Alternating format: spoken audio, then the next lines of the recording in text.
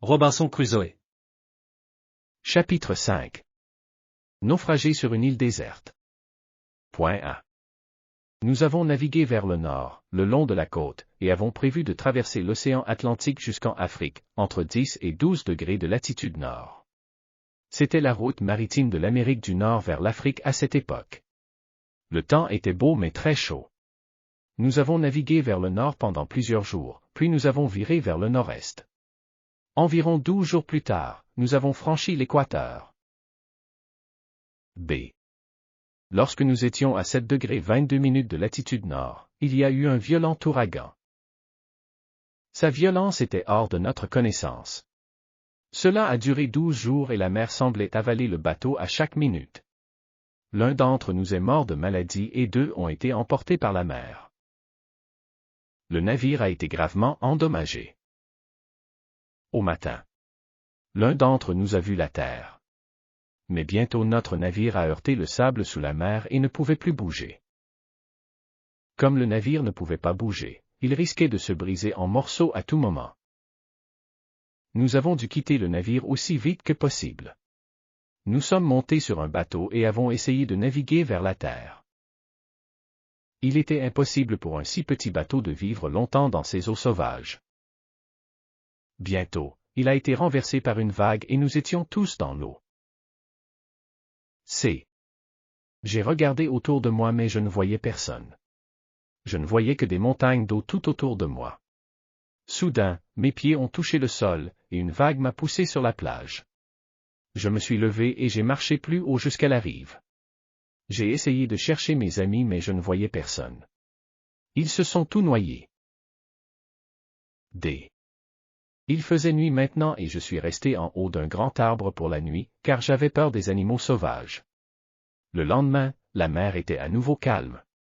À ma grande surprise, notre navire était toujours là dans la mer et toujours en un seul morceau. J'ai nagé jusqu'à elle, mais c'était difficile d'y monter. J'ai nagé autour et j'ai fini par y entrer par un trou. J'avais très faim, alors j'ai trouvé de la nourriture et j'ai commencé à manger. Puis j'ai décidé de prendre de la nourriture et d'autres choses dont j'avais besoin sur le rivage. Ce n'était pas une tâche facile. J'ai trouvé plusieurs morceaux de bois et je les ai attachés ensemble avec une corde. J'ai mis les affaires sur le petit radeau et j'ai nagé prudemment jusqu'au rivage. Il n'était pas facile d'empêcher les choses de tomber du radeau, mais au final, je n'avais rien perdu. J'ai reçu du riz, de la viande salée, du pain, des couteaux, des fusils et des outils. J'ai aussi des stylos, du papier et des livres. En fait, j'ai essayé d'amener tout ce que je pouvais sur le rivage. F. Je voulais monter une tente pour moi et j'avais besoin de beaucoup de choses. J'ai donc dû retourner sur le bateau encore et encore. Pendant mon absence de la terre, je me suis inquiété de ma nourriture sur le rivage. Il pourrait être mangé par des animaux ou emporté par des personnes sauvages. Quand je suis revenu, je n'ai trouvé aucun signe de visiteur. Seul un petit chat sauvage était assis sur l'un des coffres, qui semblait vouloir devenir mon ami. Je lui ai présenté mon arme, mais, visiblement, elle n'a pas compris. Je lui ai jeté un peu de biscuit, et elle est allée vers lui, l'a senti, l'a mangé, et en a cherché d'autres. Je ne pouvais pas lui en donner plus et elle est partie. G.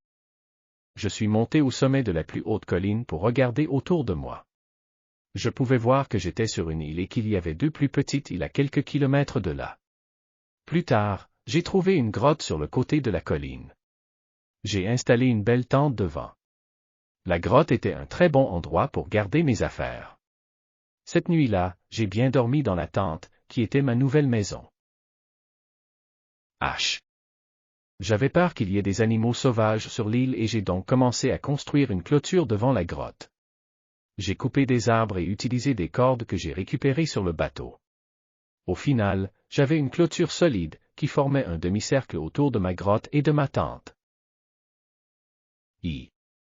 Faire une tente et construire une clôture n'était pas un travail facile et j'avais besoin de différents types d'outils. Puis un jour, la marée a poussé le bateau tout près de la plage, il m'a donc été facile d'en tirer des objets.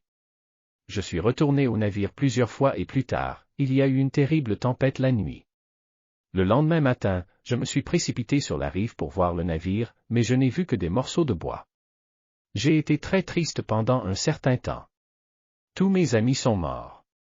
J'étais seul sur une île loin de toute route maritime. Je savais que je devais vivre sur l'île pendant un certain temps, voire toute ma vie. K. Plus tard, je me suis dit que j'avais beaucoup de chance d'être en vie et d'avoir de la nourriture et des outils.